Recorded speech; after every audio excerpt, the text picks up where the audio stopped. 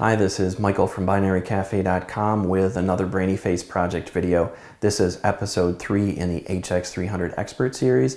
In this video, we are going to do an overview of the camera and shooting basics. So let's go ahead and get started. The camera can be overwhelming if you look at the sheer number of buttons and options, but let's keep it simple. If you want to take pictures and do it very quickly without having to get into a lot of different parameters, all you need to do is just turn the camera on. Make sure the lens cap is off, which I've already done, and put it into intelligent auto mode. This little control dial right here allows you to set different options, and there's a little white line. If you line up an icon next to that, that's the mode that's selected. So you can obviously look at the dial itself, or if you want to, let me flip the screen up here. When you move the dial, you're going to see that you can also determine which mode you're in by looking at the on-screen menu. And I'm going to go into the intelligent auto mode, and to take a picture, all I need to do is use the shutter button. If I press the shutter button down halfway, it's going to beep. Let me know that it's in focus. I want to make sure that I hold the camera really steady after it beeps, and then make sure that I press the shutter button all the way down to take the picture. So that's how easy it is to take pictures. The camera determines, when you're in intelligent auto mode, the best settings to use. It's going to make adjustments, whether it's macro settings or if it needs to change the ISO. It can do that automatically when you're in intelligent auto mode. So very easy to use. If you want to zoom in, you can use the lever up towards the front of the little shutter button here. And this is W, that's for wide angle. And you've also got T for telephoto. So T is going to zoom in. This camera actually has a super awesome zoom, up to 50x optical zoom, a 1200 millimeter equivalent, so you can really zoom in. But when you zoom in, you want to make sure that you hold the camera extremely steady. The camera has really good image stabilization, but when you're zoomed in a lot, especially in low light situations, the camera might introduce a little bit of blur. So be careful. Use a tripod if you want to get the best pictures when you're zoomed in a lot. But again, the image stabilization is pretty good on this camera. And then you can zoom back out by pressing over to the left hand side, and that gets you to wide angle out to 24 millimeter equivalent. All right, you have, in addition to the intelligent auto mode, a lot of different options, and we're going to dig into these in future videos if you want to learn how to set all of the different parameters for these items. But I did want to explain that you also have superior intelligent auto mode, which is a little bit confusing, but the main difference is when you're in intelligent auto mode, the camera is pretty much just going to take one frame. It's just going to snap and take one picture. If you put the camera into superior intelligent auto mode, what the camera will do sometimes is actually take multiple pictures, and it's going to blend those pictures together, and it's going to use different algorithms. It takes a little bit longer, but it's going to try to get you the best image quality possible. For example, if you're in a low light situation, then the camera is going to determine that you're in a low light situation, and it might actually take like 3 different pictures. You'll hear it click, click, click, take 3 different pictures, and it's going to process those into a single image, so the image quality is a little bit better. So don't be surprised if you hear the camera taking multiple pictures when you're in superior intelligent auto mode. But if you want to keep it easy, you can just put it into intelligent auto mode. Now, speaking of easy, there is an easy option on the camera. If I look at the LCD screen right now, I can see that I have a lot of different icons. They're kind of small. If you want to hand your camera off to somebody who doesn't really use cameras a lot and you want to keep it super simple, what you can do is go to menu and go into easy mode. I'm going to set the easy mode to on. And basically what happens then is it's going to reduce the number of things that you can see on the screen. It's going to prevent me from changing display options to get all the different histograms and stuff on the screen. Talk about that in a second. But that is the easy mode. I never shoot in this mode, but if you need to increase the font size or you want to hand the camera off to somebody and not have them mess with the settings, that's really easy to do. To turn it off, I just press menu. I'm going to go down to exit easy mode. I'm going to say OK, and then I get all of my icons back on the screen. So let's take a look at these items right here. I've got up, left, down, right, and then I've got a center button here. And I can see that I've got the ability to navigate. Obviously, if I'm in a menu, I can press up, right, left, down. But I can also use this when I'm in shooting mode. If I press up, it goes to display, and I have 4 different menu items. I've got display setting on, and that gives me my standard items. I'm going to press it again and go up to detailed info. And if I do that, it's going to display a histogram to show me the levels of dark colors in the frame and light colors in the frame as well. So it changes the distribution, and it may help you compose a better shot if you wanted to take a look at the levels that are being displayed within frame. If you don't want that, you can just press display up. You can go up and you can actually turn it off, but before we turn it off, let me just show you this camera has a level, and if you want to, you can put it into level mode. It might be a little hard to see on the screen here, but when the camera is level, it actually gives me little green lines, and it lets me know that the camera is level. This is especially useful. Just imagine if you're outdoors and you're shooting a scene, you're on the beach and you want to shoot a picture and make sure that the horizon is level. This is a really easy way to do that. If I press up again, I can actually go in and I can choose off, and that's going to give me a less cluttered screen. All right.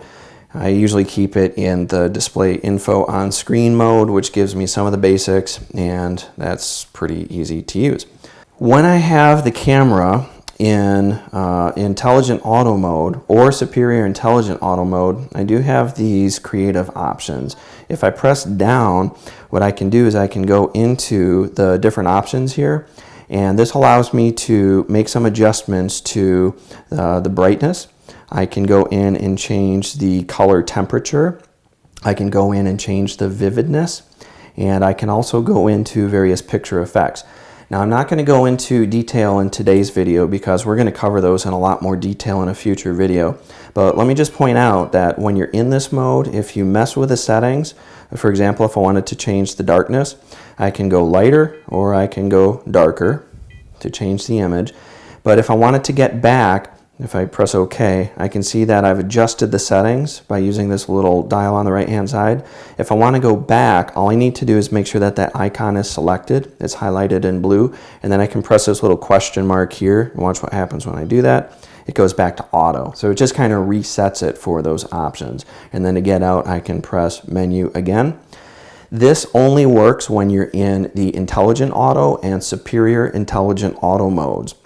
If I go to, for example, the program mode, if I wanted to do a program and tweak all the settings there, notice that when I press down to get to creative options, the camera kind of yells at me and says, hey, this operation or setting is not available. Well, don't worry about that. You do have the ability to go in and customize when you're in the PASM modes. You do have the ability to get in and configure some different creative options, but Sony for some reason decided to change that, and you have to get into the menu items when you're in those modes. So today we're just kind of focusing on intelligent auto mode, and you do have creative options there. Okay. Now, if you want to shoot with a flash, what I need to do here is make sure that the flash mode is on. And over here on the right hand side, I can see that I've got a little icon here. It's got the flash symbol with a line through it. That means that the flash is off. So what I need to do to turn the flash on is actually press to the right, and it says cannot set the flash function. Push the flash pop-up button to raise the flash. There's a built-in flash on the camera here, but in order to get it to pop up, you have to press this button right here. And when I press that button, the flash pops up. Now if I go back here to the flash options and I press right, I can see that I've got different flash options here. And I can set it to auto, I can set it to no flash, or I can say automatically fires flash, captures bright image further. I tend to keep this in the auto mode, but remember again that if you want the flash to work, you have to pop it up. On the back of the camera here, we've been looking at this beautiful LCD screen, but you also have a viewfinder. This viewfinder can be used by pressing this Finder LCD button. When you press the Finder LCD button, it's going to switch between the LCD screen, and now it's going to show me all of my content in the viewfinder. You can see that's on right there. And This is also good to know because if you accidentally press the Finder LCD button, you might freak out and say, oh my gosh, my LCD screen's not working. But it's fine. You just need to take a look. Yep, the image is being displayed through the viewfinder. Just press that button again, and it's going to direct the image back to the LCD screen. The camera consumes a little less battery when you're in the viewfinder mode, but I mainly only use the viewfinder if I'm outdoors in really sunny weather. Then it can sometimes be difficult to see what's on the LCD screen. So it is very helpful to be able to switch over to the viewfinder there. There's a little dial. If you're looking through the viewfinder and you think that the image is a little bit blurry, you can click and adjust. I'm not going to do it right now because I've got it set. Let's cover one more thing here today on the outside of the camera here, and that is going to be the movie button. So you can go into the movie mode if you click and you move the dial to movie mode. Again, notice it displays on the screen as well. So I'm in movie mode right now. If I click the shutter button, the camera is going to say, I can't use the shutter button. This shutter button is only for still pictures. And if you're in movie mode and you want to start taking a movie, you have to press the movie button. And when you do that, it's going to show you a little record icon, and then it's going to have a timer and let you know how long you've been recording. And you can go up to 29 minutes. When the recording temperature is 77 degrees Fahrenheit, this camera will record video for up to 29 minutes, which is really cool. Of course, that depends also on how much memory card space you have available. So I'm going to hit the movie button again. That's going to stop recording. But what I wanted to point out is that you can keep the camera in intelligent auto mode. And when you're in intelligent auto mode, you can take still pictures, click, but you can also just quickly press the movie button as well. So you don't even need, I just missed it, there we go. So you don't even need to switch the camera to movie mode. If you want to take a quick movie, just boom, reach over, press the movie button, and it's going to start recording, and then you can press the movie button again to stop recording. All right. The microphone, by the way, when you're shooting movies is up here on the top. This is a stereo microphone, so be careful not to cover it up when you're recording. Don't hold the camera like that because you won't hear anything. Make sure that you hold the camera by using the grip on the right-hand side and just keep your finger off of the stereo mic. All right, the last thing that I wanted to point out here is autofocus and zoom.